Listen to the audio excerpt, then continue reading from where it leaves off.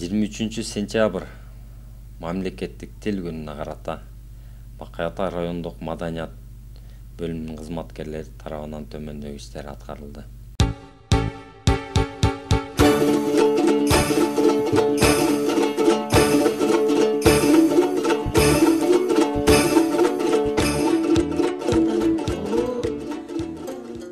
Ошондой эле Бакай Ата райондук казына бөлүмүнүн жетекчиси жана салык кызматынын кызматкерлери кыргыз тил күнүнө карата көркөм окуу сынагына катышып, өз өнөрлөрүн көргөздү.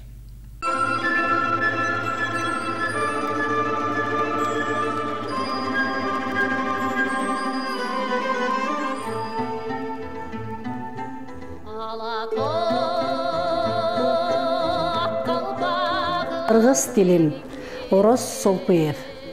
Кыргыз тилим кылымдарга сакталган, кыргыз тилим оондо катталган.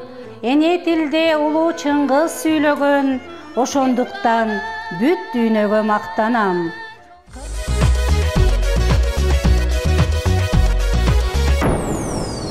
Эне тилсиз эл болбой, тил сүйбөгөн жер болбой. Эне тилин билбеген Кылычты кыя чапкан тил, кыргызым барктап баккан тил. Кызыл жалын от кечип, кылымдап жолду баскан тил. Кырааты менен сүйлөсө, Кытайга дагы жаккан тил. Эчен ашу ашкан тил, элибиз барктап баккан тил.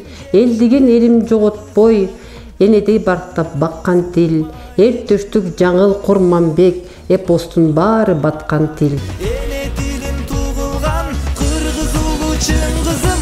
Өскүн өңгүн элим жерим менин кыргызым. Кыргызым ай Чыңгызым.